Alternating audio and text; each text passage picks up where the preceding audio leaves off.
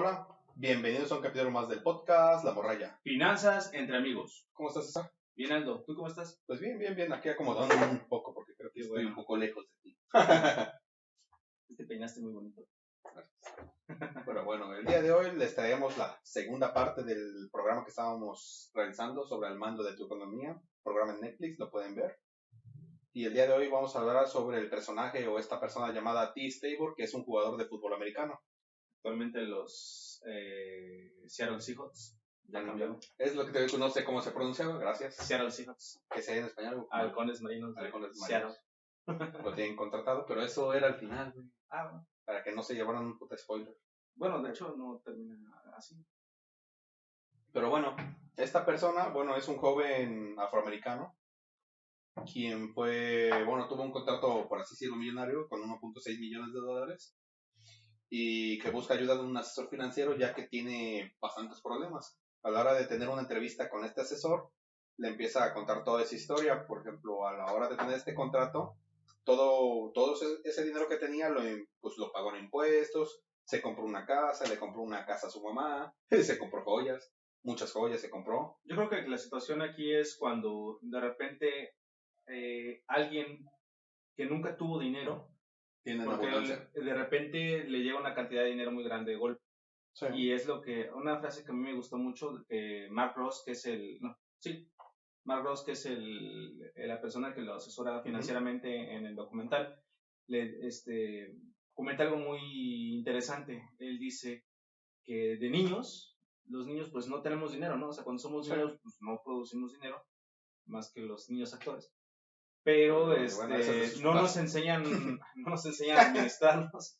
Entonces, sigues siendo un niño porque como nunca tuviste dinero en tu juventud, en tu adultez joven, y de repente te llega esa cantidad. Es el caso de T. Tabor, ¿no? Que le pagan y él menciona, mi primer cheque es 1,5 millones, pero 40% fueron para impuestos, una parte para su agente, y después compró 2 casas, viajó por toda Europa. Tuvo muchos viajes, compró se fue de luna de miel a muchas partes. Y aproximadamente fue papá, o sea, en ese tiempo nació su hija. Y aproximadamente le quedaron $280,000. Así es. ¿Y qué pasó? De 1.6 millones. ¿Cuál es la situación preocupante con eso? Un jugador de NFL, por default, es rico, ¿no? O sea, son contratos, deja tú eso, un atleta de alto rendimiento que está ya sea fútbol o fútbol americano o boxeo, algo que te deje mucho dinero. Bueno, le pagan bien. Ganan bastante dinero. Le pagan bien. Aquí la cuestión es, ¿qué pasa? Después, ¿qué pasa con lo que le pasó? Él siendo un joven, porque tiene 28 años actualmente, no ha llegado a los 30, se lesionó. Se rompió el pie. Es que esa es la cosa, ese es el problema, por así decirlo, de los atletas, es que pues ellos siguen ganando mientras estén activos, mientras hagan el deporte, mientras jueguen, produzcan, ¿no? Y mientras produzcan, mientras tengan un equipo y sean titulares, por así decirlo. O incluso no titulares, mientras les sigan pagando por estar ahí. Pero ¿qué pasa? Como T. Tabor se llega a lesionar, entonces ya no es redituable para el club porque no puede jugar. Ya no le está trayendo un beneficio al club. No puede producir en el campo. Y más aparte que antes de la lesión, también su rendimiento no fue el adecuado que esperaba el club. Entonces esto le dificultó tener un contrato porque al final terminó siendo un agente libre. Cosa interesante porque palabras del mismo es lo único que sabe hacer. No sabe hacer otra cosa. Él dice... Para un joven afroamericano en Estados Unidos que era la única manera de obtener un gran ingreso. ¿De dónde venía, no? O sea, él era, a ver, aquí tengo la nota, me parece que era de Detroit. De Detroit. También Detroit es una ciudad así como medio... no, ese güey era de Florida, jugaba en Detroit. Pero ese güey la selección de Detroit.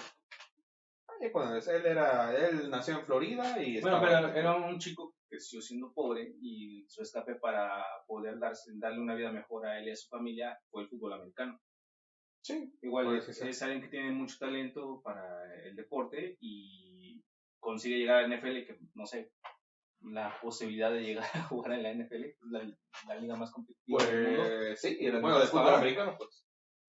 Pero ahora sí, la cosa es como otro deporte, por ejemplo, el fútbol, pues eres agente libre, no tienes un club, no tienes alguien que te respalde, y también él tenía que pagar sus gastos médicos prácticamente, su lesión la tenía que recuperar. Cuando en Estados Unidos algo muy, muy caro es el servicio médico. El servicio médico. Es No, algo, allá no hay seguro social. o sea, prácticamente algo que dice también su asesor, algo que hay que tener claro, que por ejemplo estos atletas es desde el día uno que empiezan a, por ejemplo, a facturar, empiezan a tener ganancias, tienen que ir pensando en su retiro. Ya que, por ejemplo, sus carreras son muy cortas, realmente. Por ejemplo, ¿Qué será, como de 10 años? Pues ponle, es que, por ejemplo, luego es que ellos empiezan ligas universitarias y liga... Terminan como a los 22, pero sí, salían a 32, ya es mucho. Ajá. ¿No? Bueno, para 35, la posición que él tenía, que es como esquinero. No era coreback. No, es esquinero. Bueno, es que yo no sé de fútbol americano. Pero ahí decía coreback, algo así. Pero, por ejemplo, Tom Brady tiene 40 y sigue jugando. Sí, pero es que es como, por ejemplo, si nos vamos al fútbol, es como Cristiano Ronaldo, depende también cuánto te cuides y también depende si te lesionaste o no. Pero, por ejemplo, el Cristiano de hoy no es el de hace 10 años. No, pero sigue sin retirarse. Y sí, pues, a lo mejor hasta gana más dinero, ¿no? Igual. Pero no gana tanto dinero, pero no es como otros que de planamente termina su contrato, por ejemplo, con su club y ya perdieron prácticamente todo. ¿Sabes? Hablando de fútbol, como llevándome un terreno más conocido para que no están aficionados al fútbol americano. Aquí me recuerda a no sé, uno que fue muy famoso ahorita es como talachero, la Momia Gómez.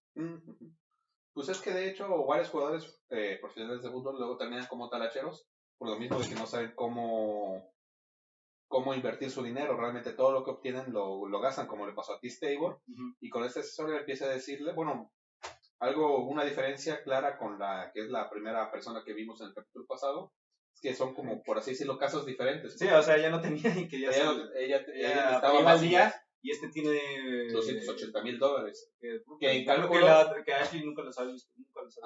Porque en cálculos, prácticamente, para lo que él gastaba, y también algo que se me hizo raro de la serie, él tenía gastos mensuales de $12,500 mensuales.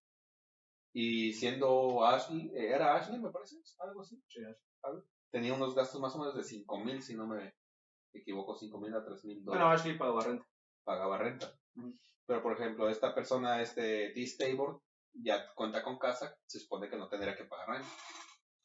Pero, o sea, lo que me sorprendió de aquí es que esta persona nunca le supió recortar gastos, porque él siempre se vio con su casa, siempre se vio con su carro, último modelo. Bueno, pero estaba tomando en consideración que seguía recibiendo... en ese momento no recibía nada. Pero seguía que en algún momento iba a seguir recibiendo ingresos por parte del fútbol americano.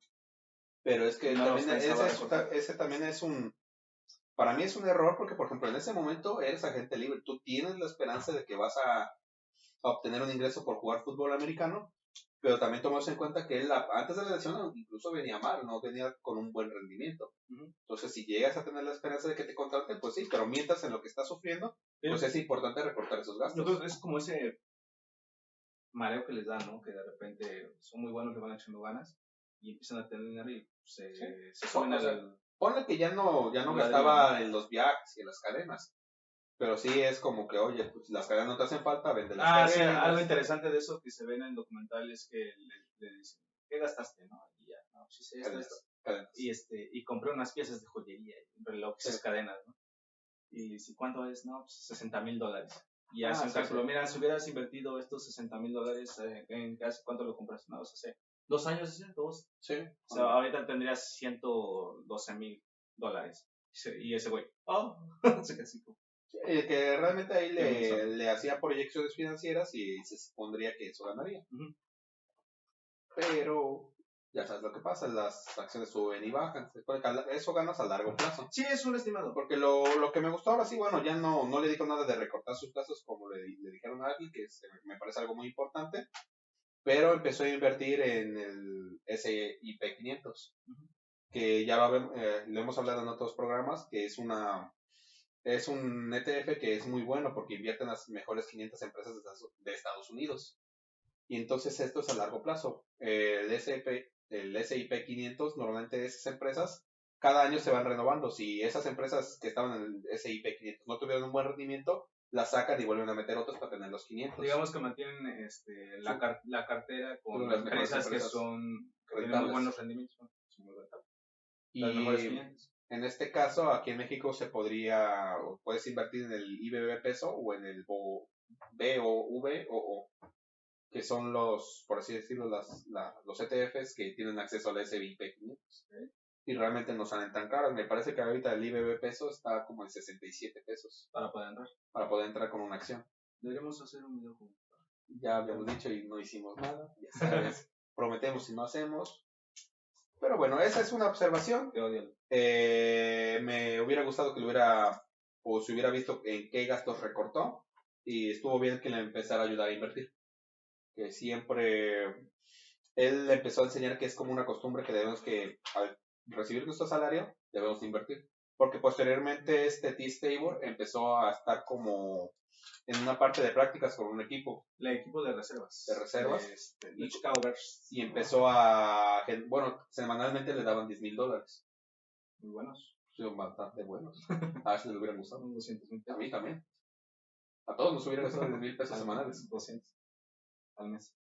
¿Qué? Continúa. No, como van a ser 200 al mes y son 10,000 semanales, serían 40,000 al mes. Era solo lo que creí que era mensual. Perdón. Sí. Nada que decir. ¿Algo que quieras agregar? Antes de tu cuatrapeada. Perdón. Bueno, algo que se me hace interesante es como que es gente que gana mucho dinero. Es lo chistoso, ¿no? O sea, él mencionaba Mac Ross, que es el asesor, que generalmente la vida financiera de una persona es así, ¿no? Como que ascendente.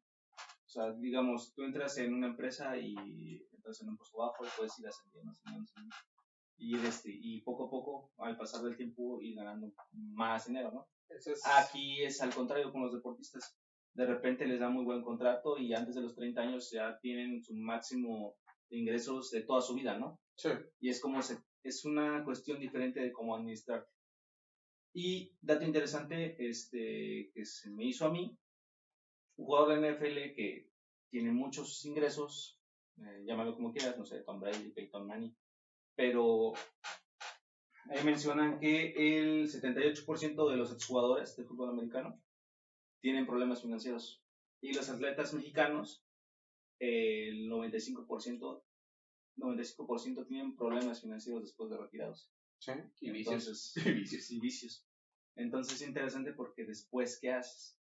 Sí, ¿qué es lo que tienes que hacer para sobrevivir? Porque obviamente ya no va a haber un club deportivo que invierta en ti o que adquiera tus servicios por una cantidad, ¿cómo decirlo?, elevada de dinero. Y algo así se me hace interesante porque no solo en deportistas, sino que hay chicos que son jóvenes y de repente empiezan a ganar mucho dinero y algunos lo administran bien, lo hacen crecer, pero otros pasa como en el caso de Tiz, compran cosas a sus familiares, a sus amigos, invitan la peda, hacen y deshacen. Y fíjate que esto se puede aplicar incluso no tanto con ganando las millonadas, sino que incluso, como decías, me gustó el ejemplo que se dio, que aparte que no se nos enseña a administrar el dinero desde chicos, o sea, tú prácticamente financieramente eres un niño que, por ejemplo, un salario mínimo, empieza a ganar un salario mínimo de 5,200 pesos, y de igual forma también no sabes en qué hacerlo. Nunca, de ganar 0 al ganar 5,200,